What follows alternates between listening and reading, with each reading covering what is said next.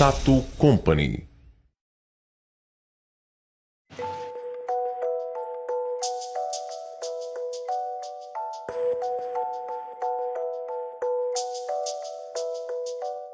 Mark Zuckerberg's story starts on the banks of the Hudson River, an hour away from New York and its bustle. It's here in Dobbs Ferry, an elegant and peaceful suburb of 10,000 inhabitants, that Mark Zuckerberg grew up.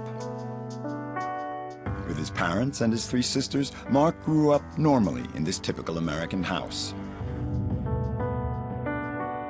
His father, a dentist, had his office on the ground floor, where he is still practicing.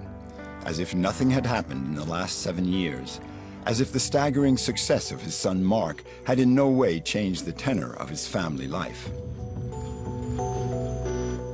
Edward Zuckerberg, nicknamed Painless Dr. Z by his patients, never answered our request for an interview. So we turned up for an unexpected visit. And surprise, surprise, no secretary.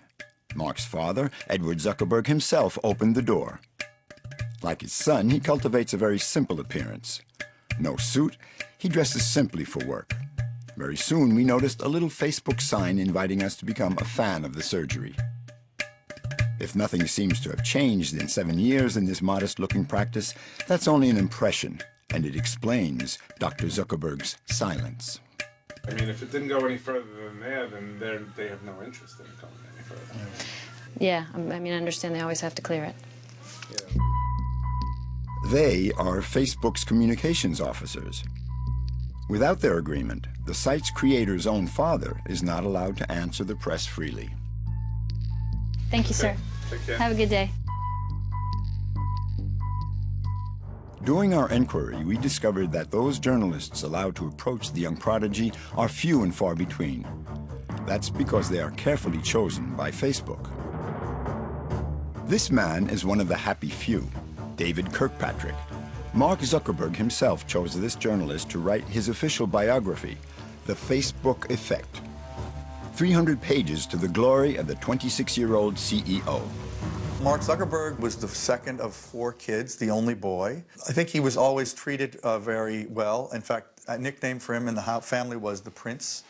And he has a very good relationship with his parents. His attentive parents encouraged their little prince at his favorite sport, fencing. But in fact, the young boy soon discovered another passion, computers. He read a Programming for Dummies book when he was around 12, and he was doing some networking in the home computers shortly thereafter. He did an automated Risk game for his own enjoyment. He did a lot of things with technology from a very young age. His passion for computers took him over completely. He became a geek, an expert in his favorite field. Long series of numbers, entire pages of code, enough to put off most teenagers. But Mark didn't care what others thought and pursued his thirst for knowledge.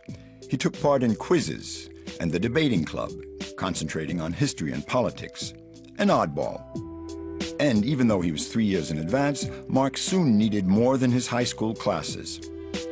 Mark was the gifted student personified, and it was his father who found the solution. He decided that he really wanted to study it formally, and his father helped him find this tutor, David Newman, who he studied with weekly for an entire year. And then when he kind of graduated out of that, he started taking a formal course at a local college, Mercy College, where he was really by far the youngest kid in the class, and it was a class intended for adults. Like many other students, Mark Zuckerberg was the victim of continuous hazing, probably to such an extent that it forced him to change schools, to go far away from bad memories. To continue his studies, Mark chose the distant and prestigious Phillips Exeter Academy, one of the best high schools in the United States. But it's located in Boston, more than 4 hours away from his home. At the age of only 16, Mark decided to leave his family in search of excellence. And it was at this school, 1 year later, surrounded by the elite, that Mark was to have his first stroke of genius. Well, when Mark was a senior in high school, he and his friend Adam D'Angelo wrote a program called Synapse, which watched the music that you listened to and recommended more music that you were likely to like, and it was extremely popular. For Mark, who was only 17, it was just a game. As he unselfconsciously described himself in his blog, developer guy, team leader, likes Chinese girls, programmer god, the nerd. Mark didn't really believe that his software was becoming a real success. In just a few days, thousands of web surfers were using his program. On the web, everyone, including world internet leaders, wanted to know who was hiding behind this brilliant idea. Later, he was offered more than $1 million by several companies to purchase it. I think they talked to Microsoft and also AOL about Synapse. What it says about his talents at the time was that he was extremely facile with software. He was very good at figuring out what kind of product might suit the market at that given moment, because it was very cutting edge. And it also says, in that he didn't sell it, that he wasn't doing it for the money. Of the 30,000 students who apply to Harvard every year, only 2,000 are accepted. Like all the other students, Mark Zuckerberg had his room in one of these brick houses. He was in the Kirkland dormitory, an 8-square-meter room, like the one this student just let us into.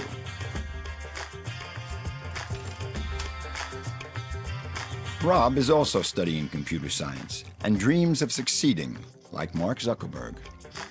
Lived in Kirkland House. I'm sort of trying to fill his shoes, but that'd be hard. In any case, I think a lot of Harvard students see what Mark Zuckerberg did and want to accomplish great things like that, huge things like that. 7 years after he left, Mark's ghost still haunts the corridors of Harvard. He was here before my time here, but as I understand, he didn't have the best reputation. What do you mean by that? Rob weighs his words, and he thinks a good long time before answering. I didn't know the guy, really. I just heard some like offhand comments about things. What'd you hear? I heard he was emotionless. I heard you could talk to him, and you knew there was a person back there. But you couldn't see any signs of human... I shouldn't piss off Mark Zuckerberg. That's a bad idea. Go ahead. Difficult to criticize the man who today is worth $14 billion. Especially since Facebook has just contacted this young computer expert to recruit him. Rob has also created a promising application, but if he hopes for it to succeed, he had better respect the law of silence from now on. How can we know who this student Zuckerberg really was at Harvard? One man alone dared paint the picture of the little genius without his permission. The only one. His name is Ben Mesrick. In his unauthorized biography, the author describes Mark Zuckerberg as an anonymous student among thousands trying to find his place in the campus social life. Mark was socially, on his own. He's a very interesting and unique person, very socially awkward. He had his group of friends. People describe him having this kind of sarcastic sense of humor, but it was mostly computer kids. He's, a short guy, always wore T-shirts, rubber sandals, not a dresser, not at all concerned about his physical appearance. Not a look that would help the student very much in his romantic endeavors. My understanding from the people I've interviewed is Mark was not that good with ladies. He's never been great with girls. He wasn't dating a lot of people. And he had a girlfriend starting at the end of his sophomore year who he's with still today. So, he's not your classic nerd in the sense that he doesn't know any girls, but he wasn't, say, king of the campus. Mark didn't have many friends, but he was to make one crucial encounter with Eduardo Severin, a very rich Brazilian who was clearly quite gifted for business. He was not yet 20, but had already made hundreds of thousands of dollars investing in the stock market. So when the talented speculator and the computer genius got together, it was intellectual love at first sight. They became inseparable. They had a lot in common. They were both geeky, kind of socially awkward kids who were chasing girls, often Asian girls. They were very smart. Mark was a genius at computers. Eduardo was very good with numbers. He considered himself a businessman. Eduardo was at Mark's side at the time, but there was also a certain Joe Green. Joe is living in San Francisco today, but he is still close to Mark Zuckerberg. The two friends met at their Harvard fraternity. Fraternities, those private clubs reserved for ambitious young men hoping to expand their future professional network. This was one of the only places where Mark accepted the rules. He put his t-shirts and sandals away in the closet and put on a tie. I first met Mark Zuckerberg in spring of 2003. He was a year younger than me, but I sort of engineered it so he ended up in the same suite as us. What did we bond over? Probably mischief, pranks. Mark Zuckerberg, the prankster? That's an unknown side of the little genius. And yet it's that side of his personality that was to make him famous. At the university, at least. It all started with online photo boards, sites where you can find student identity photos. Photos taken for administrative purposes, often bad photos. Former Harvard student Amelia Lester is today a journalist with the prestigious New Yorker magazine. In 2003, she was working on a student newspaper. The complication with the house Facebooks was that they were only generally available to people who lived in a particular house. So if you lived in one house and the person that you really liked in your literature seminar lived in another house, there was no way to access their photo. Another problem was that the photos in them were not curated. They were the photos that were taken of you when you arrived on campus as a freshman, the first week of freshman year. Everyone didn't know anything about anything. Often you didn't even know your photo was going to be taken. The problem was that you were stuck with that photo for the next 3 years. One evening in November 2003, while other students were busy partying or doing their homework, Mark was in his room, glued to his computer screen. He had shared a few beers with Joe Green, which loosened spirits up a little, and then Mark had an idea that was to change his whole life. This is what he immediately wrote down on his blog.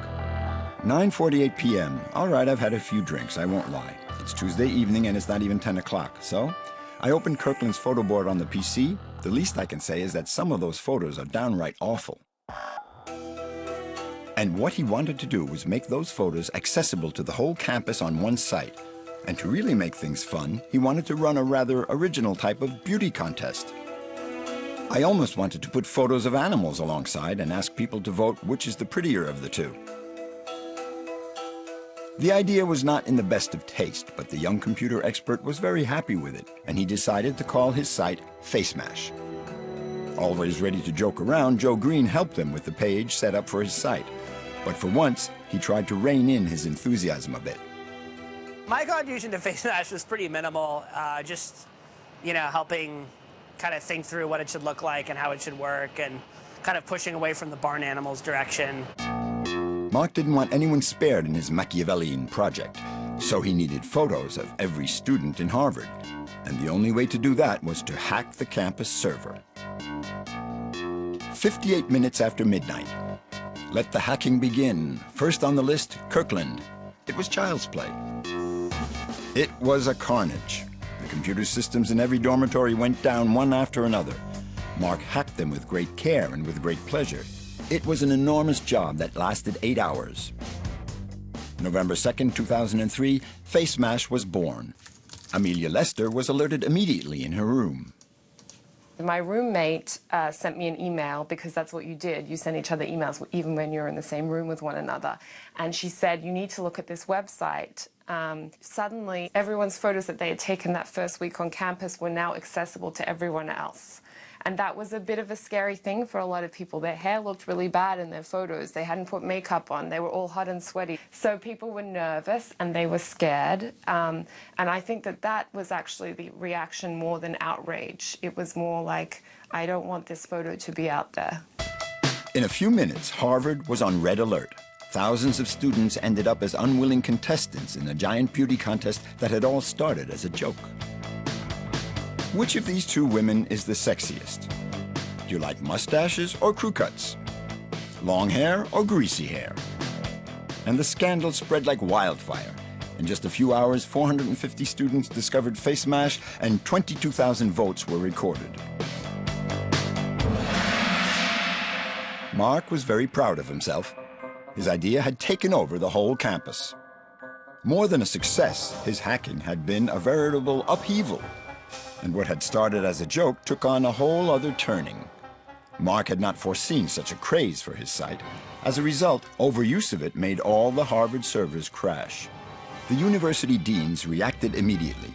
Mark the hacker was called up before the disciplinary committee. He could be expelled. And overnight, the grade A student ended up on the dunce's stool. And he didn't understand why. Didn't really, first of all, see what was so wrong. He thought he had shown them some flaws in their computer system, and he didn't know why people were so angry with him, which I think tells you a lot about Mark. But, you know, he felt like, you know, he shouldn't be getting in trouble for this. In the end, Mark got off with a warning. It was not as bad as it might have been, so he decided to celebrate with dignity and a drink. My dad visited shortly thereafter, and right as Mark was getting off, and had some champagne, and he wasn't super happy about us doing this, and preferred that I didn't do any more of these Mark Zuckerberg projects. What did your dad tell you specifically? Don't do any more Mark Zuckerberg projects. Joe listened to his dad, to his lasting regret. The joke is that, you know, when Mark asked me to help him out with Facebook, and I kind of didn't want to do it because my dad didn't want me to do it, and you know, Mark calls this the X dollar mistake, depending on the size of the valuation of Facebook. But on that night of November 2003, Facebook didn't exist yet. It was FaceMash that would in fact change Mark's status on campus. FaceMash absolutely established Mark as someone to look out for. He had created quite a name for himself through FaceMash. People wanted to know what he'd do next. Among the most curious were a pair of twins in their senior year, Tyler and Cameron Winklevoss. Handsome, rich, top-notch athletes who wanted to get to the top. They also had an internet site of their own, Harvard Connection. The problem was they knew nothing about programming. We first conceived of Harvard Connection. It was myself, Cameron, and our colleague Divya Narendra in December of 2002. And the idea was to connect students at Harvard and connect students with students around the country. So it would start at Harvard, a social network at Harvard, and it'd be expanded to other schools around the country. And as Mark had just proven that in one night he could link the whole campus with FaceMash, the Winklevoss brothers thought they had found their gem. Mark would be able to complete Harvard Connection for them. Our first meeting with Mark Zuckerberg took place in the Kirkland House dining hall. He got the idea. It was like a light bulb went off. It was very clear. He was visibly excited, and he got it. And we felt that he shared our enthusiasm, our passion for it. Mark agreed to become their new programmer, but the twins made a beginner's mistake. So pleased were they at having found their man, and in a wave of confidence, they neglected to sign a contract with Zuckerberg. And they never imagined for an instant that, in secret, Mark was working on another site, his own social network.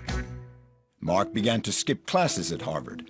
He was completely absorbed in, obsessed by, a new project that he was working on day and night. Despite his promise, Mark was not working on the Winklevoss project at all. No. By January 2004, Mark Zuckerberg was living exclusively for his own site, a social network he intended to call Facebook. You know, he had the vision that you would build this one social network that would kind of win, that there was such strong network effects that there would be this one social network. Mark was very ambitious, but he didn't have the financial backing to launch his site. So he quite naturally turned to the richest of his friends, Eduardo Saverin. Mark went to Eduardo and said, if you put up the money to start this, then we can launch this company and you'll get 30%. You'll be the business head of the company. That was their initial discussion. So Eduardo put up $1,000 and they launched Facebook. So on February 4th, 2004, with a $1,000 stake, Mark Zuckerberg launched the Facebook. Once again, Amelia Lester was among its very first users. Telling me you have to go on Facebook. Mark Zuckerberg has done it again. The thing about Facebook, though, was that he was clearly upping the ante a little bit with Facebook. This was something more slick, more professional, and more thoughtful than FaceMash. It was something that clearly he wanted to launch in a more serious way. And immediately it spread like wildfire. Just 3 weeks after its launch, the Facebook already numbered 6,000 users on the campus alone. And Mark had no intention of stopping there. Very quickly, he decided to extend the network beyond the gates of Harvard. From Stanford in California to Columbia in New York, taking in the University of Pennsylvania, in just 2 months, the Facebook had expanded to 9 universities. It was such a phenomenon that the major American media was beginning to sit up and take notice of the Facebook and its creator. We found the very first interview with Mark Zuckerberg. He was just 19 years old and very comfortable in front of CNBC's cameras. What is the Facebook exactly? It's an online directory that connects people through universities and colleges through their social networks there. When we first launched, we were hoping for, maybe 400, 500 people. And now we're at 100,000 people, so who knows where we're going next. We're hoping to have many more universities by the fall, hopefully over 100 or 200. And from there, we're going to launch a bunch of side applications, which should keep people coming back to the site and maybe could make something cool. Nothing seemed to stop the little genius, and yet Facebook itself was under threat. The young company's coffers were empty. If he wanted to reach all American universities, he would need new servers, and servers were expensive. And the man who could keep the business afloat was Eduardo Saverin. But cracks had begun to appear in their friendship.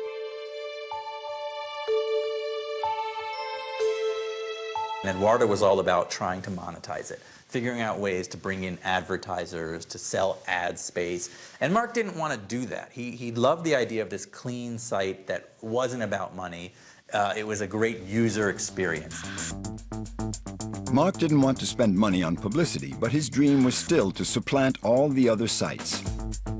So just as he had decided to leave his family for a better school, he now decided to leave Harvard to go set up near the kings of the internet. He left for the other side of the United States. Mark felt himself growing wings. He was ready to shift into high gear. Mark didn't choose his first premises randomly. He set up 10 kilometers south of San Francisco in Palo Alto, the town where the top people met.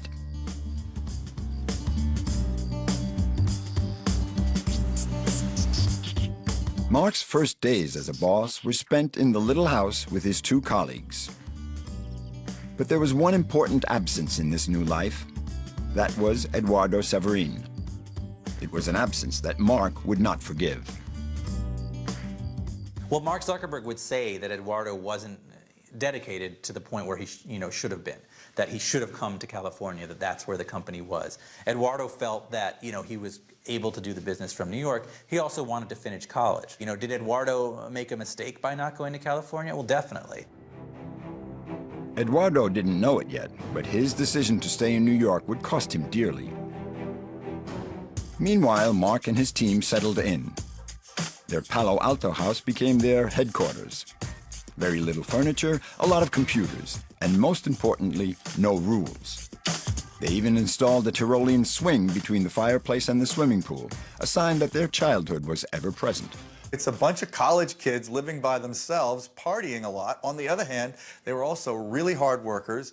They would, party in the night and sleep until 1 o'clock and then code from 2 to 2 and then party for a couple hours and then start the cycle all over again. But they were very disciplined about work. They worked really, really hard, even though they had a lot of fun too. They were only, 19 years old. In this relaxed atmosphere, Mark lived glued to his computer screen, programming away. But the young startup company's accounts were empty. Eduardo, the team's businessman, still wasn't there. Too bad for him. Mark decided to replace him. A third man came on board, a certain Sean Parker. Sean Parker was only 25, but he had already successfully created 2 internet sites, among which the famous Napster, a site for exchanging musical files. Well, Sean Parker is another internet entrepreneur who had already co-founded Napster, and when he heard about Facebook, it clicked in his head, this is probably the thing that's going to win. Sean Parker really is the guy who had the biggest picture vision of Facebook in its early days and helped Mark learn to think even more ambitiously about what he was doing. Sean was sort of the bad boy of Silicon Valley, quite the opposite to Mark. A charmer and seductive, he went to all the hottest parties. But he was also known to have a very good address book. Finding investors was child's play for Sean. He had everything Mark needed. From among his many contacts, Sean chose a certain Tim Draper, an investor well known in Silicon Valley, a man always on the lookout for a scoop. But this time, he didn't have the nerve. We offered $20 million valuation the first time. And he came back, and we offered a $40 million valuation. And then he came back, and we offered an $80 million valuation. And then he came back with a $110 or $115 million valuation, and we said, we can't go that high. If you had valued the company at 115 and made the deal, how much would that be worth today? So that would be worth, so if we'd made the deal, I don't like to look at things that way. Tim Draper is still smiling, but if he had invested $15 million 6 years ago, his shares in Facebook would have been in the billions today.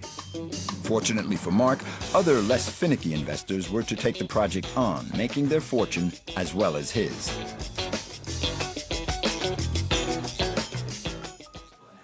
At the age of 21, Mark Zuckerberg started to grow. Thanks to his new investors, he moved, expanded, and hired a lot of employees. Stuff. There's some beer down there. We found this amateur film. Mark had just moved into his new premises, where the atmosphere clearly is that of a college campus. We didn't want cubicles, so we got IKEA kitchen tables instead. Yeah. Thought that kind of went along with our whole vibe here. Within a few days, the Facebook had become Facebook. The site is now worth an estimated $100 million. But Mark didn't seem to realize that he was building an empire. Wearing shorts and a t-shirt, barefoot with a beer in hand, he answered a few questions. Beer down. No, actually I was going to mention the beer. Hard at work. I'm here in Palo Alto, California, chilling with Mark Zuckerberg of the Facebook.com, and we're drinking out of a keg of Heineken because what are we celebrating, Mark? We just got 3 million users. 3 million users. Yeah. And how long has Facebook been around? Not that long. A little more than a year. Like a little more than a year. At this point, yeah. And 3 million users. Yeah. And that's a lot for the internet. I guess. I mean, we're psyched. Mark didn't let the success go to his head. But in fact, he still wasn't satisfied. 3 million users wasn't bad, but for him, Facebook was just beginning. We've done just enough advertising and raised just enough money in terms of investment to hire people to make our lives easier and be able to grow it quicker. So that's pretty good. We have a sweet office. Yeah. 20 employees in all, and their average age was not even 25. The team worked hard, but the rules seemed to be, don't take yourself too seriously. Here, rather than a coffee break, they took a rather acrobatic beer break. The ethic of this young business seemed to be that relaxing is as important as working. But every coin has its flip side. No empire is built without damaging something. The Facebook had existed for a few days. It was such a success that the campus newspaper, The Crimson, devoted a whole article to it. An article that would make the Winklevoss brothers fall off their seats. We first learned about the Facebook website through the Harvard Crimson. We started reading the article, gee, that sounds a lot like what we were doing. And is that the same Mark Zuckerberg? Maybe there's more than one guy on campus. But it didn't take long for us to realize that it was the exact same guy that we had been working with, and it was our idea. When we read in the paper, we were completely shocked, completely bowled over. We never saw that coming. A year after they had met, the twins still believed that Mark was programming their site, Harvard Connection. For 3 months, they didn't ask any questions. They were reassured by the more than 52 emails exchanged with Mark. This is from Mark to us. Sorry, I had to cancel at the last minute tonight. I have a CS problem set. Mark was, in fact, doing everything in his power to avoid the twins. This week has been pretty busy thus far. So I think it's probably best to postpone meeting. I'm also really busy tomorrow. The Winklevoss brothers had complete confidence in their new, talented programmer. There was not a doubt in their minds, while at the same time, Mark was devoting himself totally to the creation of Facebook. Was this strategy on Mark Zuckerberg's part? Why didn't he tell them that he wanted to give up their project? For the twins, the answer was obvious. Getting there first, even Mark is the first person to admit and acknowledge that it's everything. And that's exactly why he strung us along. For them, there's no question. The plagiarism was blatant. In 2004, the twins and their friend Divya Narendra filed a lawsuit against Mark Zuckerberg for breaking a moral contract and fraudulent competition. Did Mark Zuckerberg steal the idea of Facebook? 7 years later, the question remains unanswered and is still controversial. I hate talking about the Winklevosses, by the way. I hate it. I think they're jerks. I think they're extortionists. And frankly, I'm not that interested. Like Mark Zuckerberg stole your idea. Oh, absolutely. Yeah. The Facebook was Harvard Connection, so it didn't exist until after Mark met with us and took Harvard Connection and just renamed it the Facebook. At that time, no law court had yet settled the question. In 2008, the twins signed an agreement with Mark and Facebook. The figure attached to this out-of-court settlement was $31 million. But that's not the end of the story. In 2009, everything changed. This is Nicholas Carlson, a journalist specializing in new technologies. While investigating the Winklevoss twins' accusations, he came across some documents that were very incriminating for the Zuckerberg empire. 7-year-old instant messages that are very revealing about Mark's real motivations. The twins' accusations never seemed more credible. Mark was talking to a friend from his dormitory room, and here is the proof. In his message, Mark talked about Harvard Connection as a dating site that could detract from him. I think the Facebook thing would draw many people unless it were released at the same time as the dating thing, in which case both things would cancel each other out and nobody will win. Any ideas?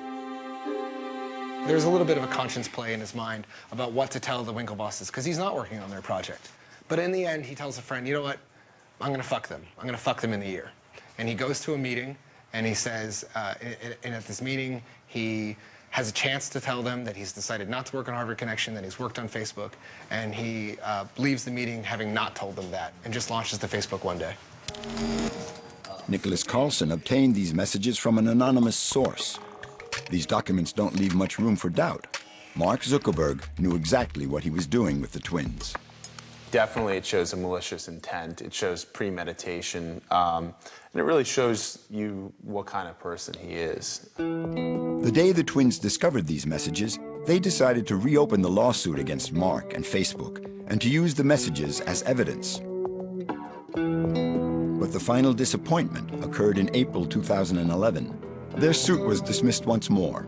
Cameron and Tyler Winklevoss continued to claim paternity of Facebook and hoped to obtain more shares in the company.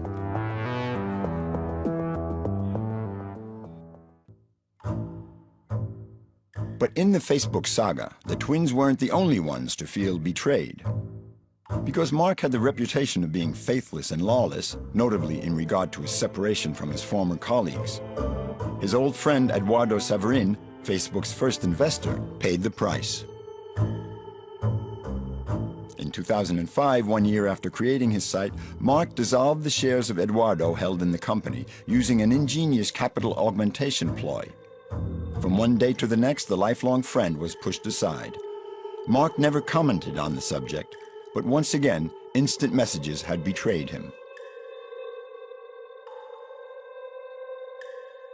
Basically, Sean and Mark had just come back from an investment from a meeting with a potential investor, and Sean says, "Oh, that investor was trying to pull some dirty tricks," and Mark says, "You know what? Well, I learned from that investor, and now I'm going to use those dirty tricks on Eduardo to cut him out of the company, essentially." And there's later emails where he says to, or later instant messages where Mark says to another confidant, "Look, we're just going to, cut him out of the company and take the lawsuit." The message was clear and somewhat brutal, because without Eduardo Saverin, Facebook would never have existed. Mark coldly rejected his best friend. He even went as far as to remove Saverin's name from the list of Facebook co-founders. Betrayed, hurt, and full of rage, Eduardo decided to take him to court. But that wasn't all. He wanted to expose the real face of Mark Zuckerberg to the world, and to do that, he contacted the biographer Ben Mesrich. So I had been interviewing and talking to Eduardo for about 6 months, and at about that time, my book proposal leaked out on the internet. And when that happened, it kind of created this almost explosion. Eduardo freaked out. You know, he realized people would know what I was writing about. He got very scared. He immediately said he did not want to speak to me again, cut off all contact. I couldn't email him, I couldn't phone call him, nothing. And I have never spoken to Eduardo since. From one day to the next, Eduardo disappeared from the biographer's contacts. In fact, Mark Zuckerberg and Facebook had contacted him on the sly to negotiate his silence. The legal battle between Savrin and Zuckerberg eventually ended with Facebook restoring Savrin on its website as co-founder. Savrin agreed to stop talking to the press, and he was happily, stuck with about a $2.5 billion stake in the company. So he's fine. Mark Zuckerberg, a controversial success story. With the exception of his original early friends and his former university friends, the young Facebook boss was being criticized more and more frequently by his users. Dismissals, suicides, murders, all over the world, more or less dramatic events were being linked to Facebook. The cause? Divulging personal and private information. Mark Zuckerberg has already betrayed his users' confidence many times over. Kara Swisher is a journalist. She met the young boss many times, and she feels Mark knows exactly what he's doing. But when he has to confront a difficult situation, he tends to run away. I think the problem he has is that that I've seen a lot with him is he doesn't own what he's doing or own his power. He pretends as if he's normal, and he's not. He's very special because he runs a network that has 600 million people, and he pretends as if I don't know what happened with that privacy thing. I don't know how that did occur. And he's the CEO, so he's running that place. I mean, he pretends like he's not, but he is. He's running that place like a fascist dictator. It's what Mark says goes, and everybody knows it. You know, what he does is he makes a very bold action, and then he goes, "Oh, I'm so sorry, I didn't mean to do it," and then he moves ahead again. Like, it's an interesting, it's a good tactic. It works. I mean, he slowly gets what he wants. Shortly after the site's creation, Mark Zuckerberg was at the heart of many heated arguments. To put a stop to them, he had no choice. He had to respond to the accusations being made about him. He chose to defend himself during a prestigious conference organized by the Wall Street Journal and broadcast on the internet. All the heavies of Silicon Valley had already been through this. It was a place to talk about new technologies. Sarah Swisher did the interview along with another specialized journalist, Walter Mossberg. And like many before him, Mark spent an unpleasant few minutes. So without further ado, Mark Zuckerberg. So he was very aware that this was the issue, and so we were surprised when he became nervous the way he did. Why are you taking preemptive steps that make me go and check and make sure that I have the control I want? Sure. Well, I think that how the system is set up is a really important part for how it functions. Right? And before I was talking about how there are these two primary things that people do. They share information with the people around them. It's never been, by default just your friends. It's always been... Mark hadn't answered the question at all, but the journalist pushed him. Most recently.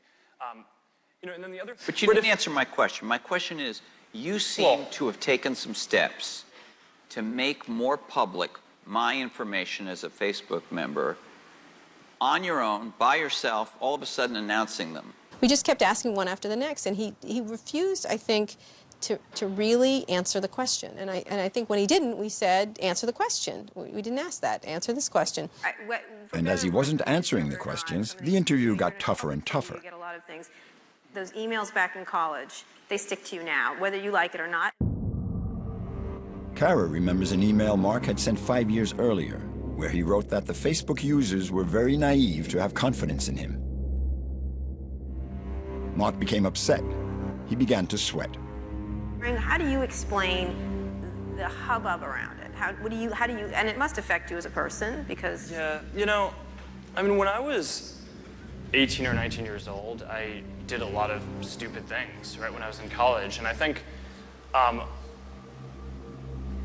don't want to make an excuse for that. Right? I did stupid things. I think they're embarrassing, and I'm really sorry that I did them. you know, some of the things that people accuse me of are true, some of them aren't. I think a lot of it has been pretty well documented. Right. You know, the Would you face like to say mask which pranks. ones are true? You know, I mean, I think I actually don't even know, looking back, you know. Mark was losing it. He was no longer in control of the questions and started sweating even more. Just started to really sweat, really. Sweat. That's what he did. Describe how much he was sweating. Oh, it was, we called Sweatapalooza. You couldn't see it from the audience, but it was significant and disturbing. And it was one of those things where it was doing this kind of thing, about to come off his nose.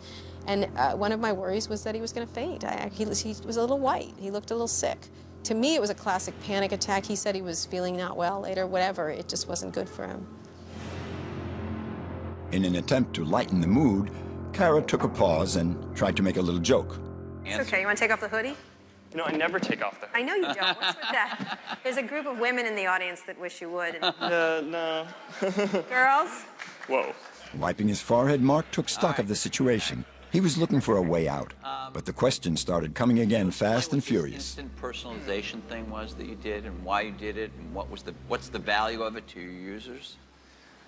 Maybe I should take off the hoodie. Take off the hoodie. Go ahead. You want to? Are you hot? Go ahead. To gain time, Mark decided to take off his sweatshirt, but he immediately saw it was a mistake. Yeah, no, it's a thick hoodie. It's a company hoodie. We print our mission on the inside. What?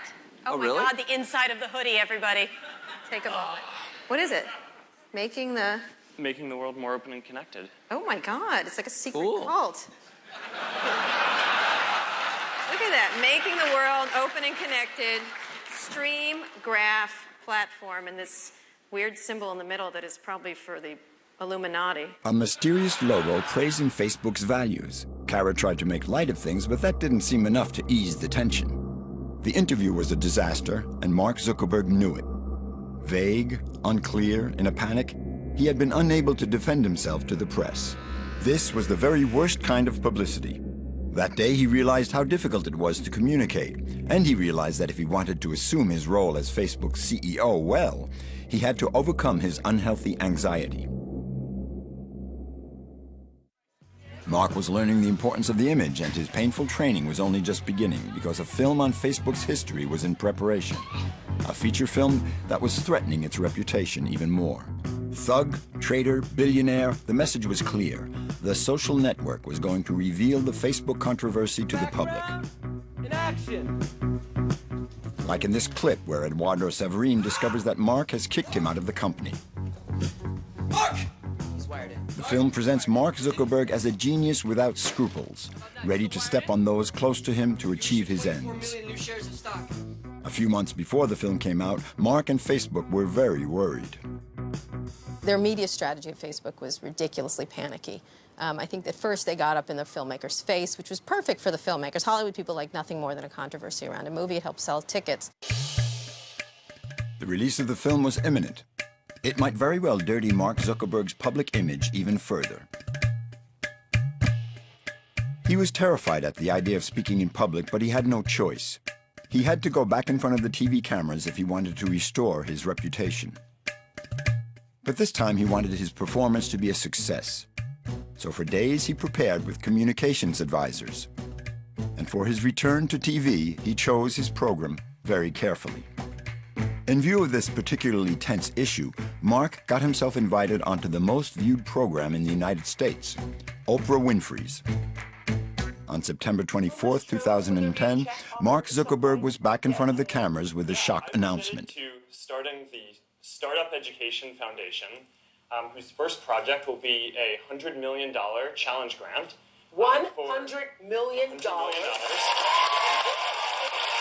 To the applause of the studio audience and before tens of millions of television viewers, Mark Zuckerberg announced his first gesture as a philanthropist. It was a message that won over the whole of America. Mark Zuckerberg donated, or promised to donate, $100 million to Newark's public schools. Oprah said graciously, you know, this announcement was going to be put off. We were going to announce it another time, and I insisted that we had a schedule, that it needed to be announced this week. So the company denied that it had anything to do with the movie, but that's a pretty strong coincidence. When Oprah Winfrey touts a book on her show, it becomes a bestseller overnight. So if you imagine Oprah Winfrey having Mark Zuckerberg on her show and saying he's a great person, well, then America thinks that Mark Zuckerberg is a great person. Mark had proven he was a good person. Now he was going to prove he was an ordinary person. For the first time, he was going to let someone into his own home, and that someone was, once again, Oprah Winfrey. It's morning in Palo Alto, California. While most people are eating breakfast, the CEO of what might be the fastest growing company of all time is learning Chinese. So, in this TV clip, we learn about his Chinese studies and that he's going on vacation with his fiancée Priscilla, who he had met at Harvard. In front of the TV cameras, they were not shy about kissing. Here was a young couple obviously in love, living modestly in a rented house. With this scenario, the man who encourages us to reveal our lives on the internet hopes never again to have to talk about his own. Mission impossible. The paparazzo, Nick Stern, has been on Mark's trail for months. Because with the release of the film, The Social Network, the public would want to know every detail of Mark Zuckerberg's life. Facebook had just announced its upcoming move. Nick wanted to be the first to photograph the headquarters of the world's #1 social network. It's a bit bigger than I expected. This whole building, the whole complex on the right. This was a different kettle of fish from the little house in Palo Alto. These premises, estimated at $730 million, could accommodate 3,000 employees.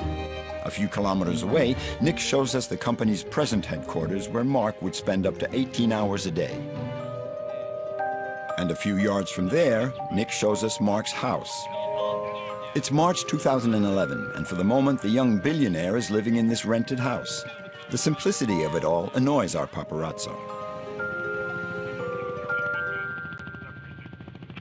What do you make of this guy who's worth $15 billion, has got this 5-year-old car and still in a rental? I just find it crazy. You know, you would have thought anybody that's worth that kind of money, it's like a lottery win. You go out, you'd have an amazing blowout one weekend, get the Ferrari, amazing house, speedboat, and a drug habit as well, probably the same weekend. As a photographer, what would you like to see him do after you've been following him all these months? I'd like to see him spend some of his money and splash it out a bit. Make life a bit more interesting for me. Go and change the wardrobe, change the car, change the house. It's all new stuff that people want to know about. But for the moment, it's rather disappointing. Mark's private life seems completely normal. Maybe too normal. Has he got something to hide? Now, we're just going to drive a few blocks to the place where Mark Zuckerberg is now living with his girlfriend Priscilla. It's literally 4 or 5 blocks away. And if, up to now, the day has not been rewarding, Nick's in for a bit of luck. Just so you know, it's the house with the silver car up on the driveway, so we're just coming up there now. Oh, there he is. One Sunday, lunchtime, Mark Zuckerberg was leaving his house. Had he spotted us behind our tinted windows? Not necessarily, but Nick was being very careful and decided to park the car. We need to move because I don't want to lose him. The paparazzo followed Mark Zuckerberg right into downtown Palo Alto. He hoped to catch him acting like a billionaire. Let's roll. No luck. It was market day, 1 p.m., and Mark had just bought a taco, a Mexican sandwich. Our paparazzo stuck close, but he'd missed his chance. Nothing was going to happen. Because in Palo Alto, Mark Zuckerberg went completely unnoticed. Nick Stern could tell you that. Again, today, sticking to his own ways, Mark had behaved like Mr. Normal. The man with the 35th largest fortune in the world even went as far as sitting on the ground to eat.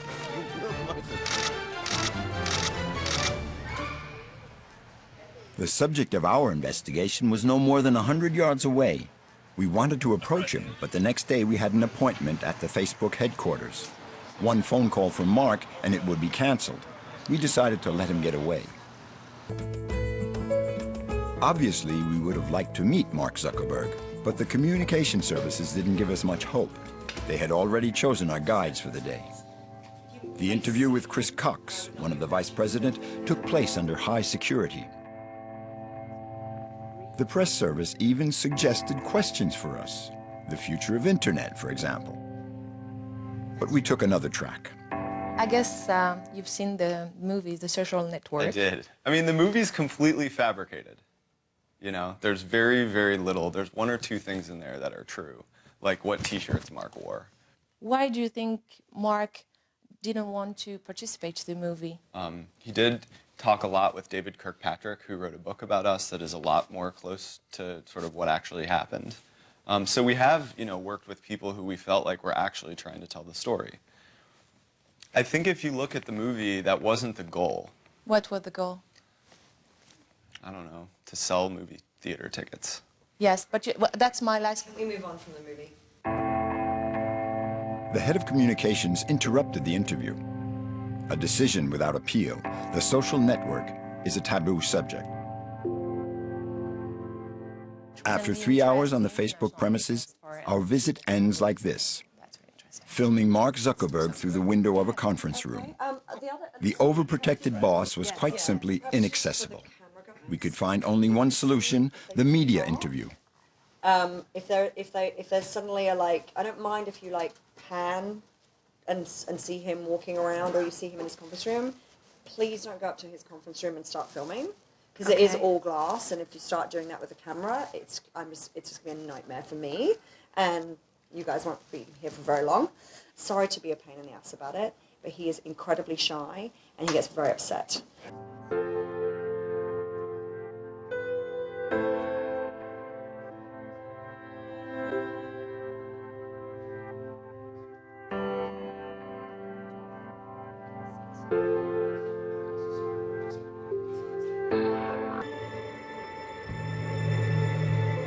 And while interviews with Mark are becoming rare, answering embarrassing questions is even rarer. The last time that happened was in a report broadcast by the most famous investigatory program in the US, 60 Minutes. The difference with early TV interviews is striking. Mark is relaxed, he's not sweating, and answers questions confidently. We took the whole company to go see the movie. The whole company. I mean, I actually thought it was pretty fun. But my question is, was it hard to watch for you? You know, in watching it, it's pretty interesting to see what parts they got right and what parts they got wrong. I think that they got every single T-shirt that they had the Mark Zuckerberg character wearing right. I think I actually own those T-shirts. And they got the sandals right and all that. But, I mean, there were hugely basic things that they got wrong, too. I mean, they made it seem like my whole motivation for building Facebook was so I could get girls, right? And they completely left out the fact that my girlfriend I've been dating since before I started Facebook, right? So, I mean, that's just like... Wait, what? Say that again?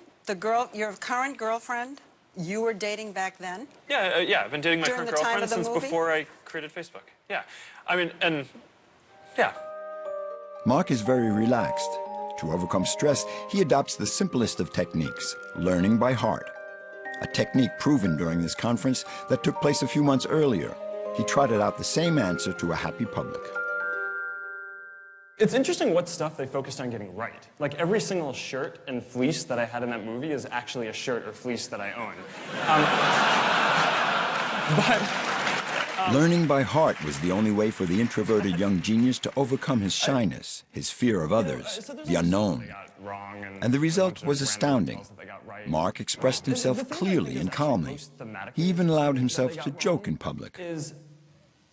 I mean, the whole framing of the movie, kind of the way that it starts is, I'm with this girl who doesn't exist in real life, who dumps me, which has happened in real life a lot, and he won't bring up touchy subjects, but he inspires sympathy. And because of his relaxed manner, people aren't offended by him anymore. Well, thank you guys. Confident, even funny, the new Mark has picked up a daunting challenge, erasing the shady areas of his past. Recently, President Barack Obama even asked him for suggestions to help the American economy confront the economic crisis. He even went to his premises to launch his presidential campaign. Recognition, a status that will probably spark new ambitions in the young businessman. He has just bought this property, estimated to be worth $7 million. And the ultimate acknowledgement, the young billionaire was named Person of the Year by Time magazine. At the age of 27, Mark Zuckerberg is probably at the height of his fame. Today, Facebook has been floated on the stock market at $100 billion and has more than 850 million users worldwide.